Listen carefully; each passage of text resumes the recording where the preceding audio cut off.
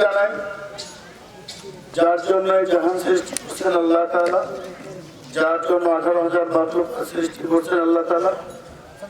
আল্লাহ তাআলার প্রিয় বন্ধু জনাবে নবী রাসূল সাল্লাল্লাহু আলাইহি ওয়াসাল্লাম। আজকে আমাদের যে প্রোগ্রামটা সেটা হলো শিলাবৃষ্টির দুর্যোগের কারণে আমাদের এলাকায় কৃষক ভাইদের ক্ষতিগ্রস্ত যেটা হয়েছে, মরিচের আবাদ থেকে শুরু করে ভুট্টা থেকে ঘর বাড়ি অনেক কিছু ক্ষতি হয়েছে।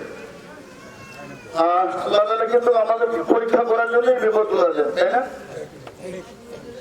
আমি এই দুঃখের মাঝেই শুকরিয়া আদায় করবো। এই জন্য আল্লাহ পাক আমাদের জানের মধ্যে নেন নাই, মালের মধ্যে নিয়ে গেছে, তাই না? আমরা শুকরিয়া আদায় করতে পারি অবশ্যই, আলহামদুলিল্লাহ। আল্লাহ তাআলা আমাদের জানের ক্ষতি করেন নাই, কিসের ক্ষতি করছে? মালের ক্ষতি করছে। আরেকটা বিষয়, যখন এই দুর্যোগটা হয় তখন আমি জনাবে নবী রাসূল সাল্লাল্লাহু আলাইহি ওয়াসাল্লামের রোজা মোবারকে ছিলাম। আমি আমার সন্তানদের নিয়ে, স্ত্রীকে নিয়ে ওমরায় ছিলাম। আসলে এমন পরিস্থিতি শুনছি মনে হয় যে আমি সবকিছু ফেলে আমার গ্রামে চলে আসি। স্ত্রী সন্তান ছিল কিন্তু আসতে পারি নাই। আমি অনেক কষ্ট পেয়েছি। রাসূল সাল্লাল্লাহু আলাইহি ওয়াসাল্লাম রোজা মোবারকে দোয়া চেয়েছি, আল্লাহর ঘরে গিয়ে দোয়া চেয়েছি যে আল্লাহ পাক আপনি আপনার বান্দা বান্দীদেরকে ধৈর্য ধারণ তৌফিক দেন, তাদের উপরে রহমত বর্ষিত করেন। এরপরে আমি ঢাকা আসলাম। ঢাকা আসার পরে একদিন ছিল, তারপরে আমি এলাকায় আসলাম। দেখলাম যতটুকু আমি শুনছি তার থেকে বেশি ক্ষতিগ্রস্ত হয়েছে।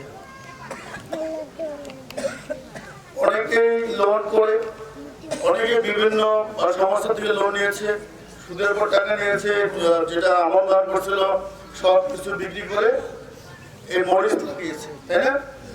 মরিচ, ভুট্টা। এখন এই কৃষিটার উপরে কিন্তু 12 মাসের ভিতরে 8 মাস চলে, সবাই চলে না? কিন্তু আল্লাহ তাআলার কি পরীক্ষা, এটা আল্লাহ পাকই ভালো জানে। ওটাই ক্ষতি হয়ে গেল। তো যাক, আল্লাহ পাক ক্ষতি দিয়েছে, আবার আল্লাহ পাকই বসিয়ে দিবে, তাই না? আমি তখন কি করলাম, আমি কিছু লোকজন নিয়ে আমাদের এলাকায় মনিল কাকা আছে, আর সতীশ দাদা আছে, আমরা মুরব্বীদের মধ্যে আমাদের সভাপতি সাহেব আছেন, আরো আমরা 15 জন গ্রামে গেলাম। গ্রামে গিয়ে দেখলাম আসলেই যারা ক্ষতিগ্রস্ত, দেখলাম যে প্রতিটা মানুষ ক্ষতিগ্রস্ত, কিন্তু আমাদের পক্ষে প্রতিষ্ঠা মানুষকে কি দেওয়া সম্ভব না।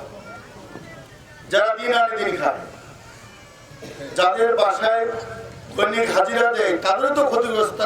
তারা কিভাবে লোকগুলো কাজ করা হবে, তাই না? তাহলে যারা দিন আনে দিন খায় তারা তো অসহায়। তাদের এই বিপদের পাশে যদি আমরা 1 কেজি চাল দিয়ে উপকার করি, ওনারা উপকার হবে না ভাই?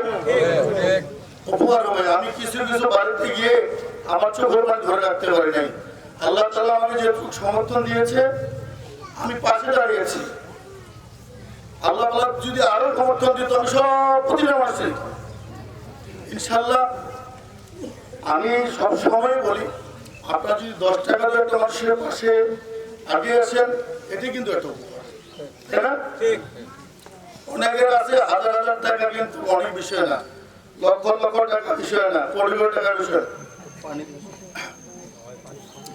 এমন বিষয়টা হলো, আমাকে যদি 1 মণ চাল দিতে হয়, 1 মণের প্রয়োজন নাই, আছে? আমার সামর্থ্য আছে 1 কেজি চাল দেওয়ার। 1 কেজি চাল যদি একটা অসহায় মানুষকে দেই, তাহলে ওই অসহায় মানুষটা উপকার হয়।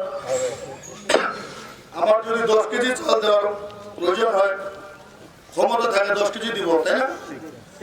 আমরা যদি সবাই আগে আসি এই অসহায় মানুষের পাশে, তাহলে মানুষটা অনেকটা লাভবান হবে। বিষয়টা হলো, যেমন আমাদের সরকারি বিষয়, সরকার নতুন সরকার গঠন করছে, সরকারের কিন্তু অনেক দায়িত্ব। এই দুর্যোগের মধ্যে সরকার কিন্তু পাশে দাঁড়াবে, নাম লিস্ট করে নিচ্ছে, সেটা কিন্তু সময় লাগবে। সরকারের পক্ষে কিন্তু টাকা দেওয়াও সম্ভব না। সরকার যেটুকু দিতে পারবে সেটুকুই দিবে। যেহেতু বিশ্বে আমাদের একটা যুদ্ধ চলতেছে, তেলের সমস্যা, বিভিন্ন সমস্যা, আমাদেরও সরকারের প্রতি দেখতে হবে।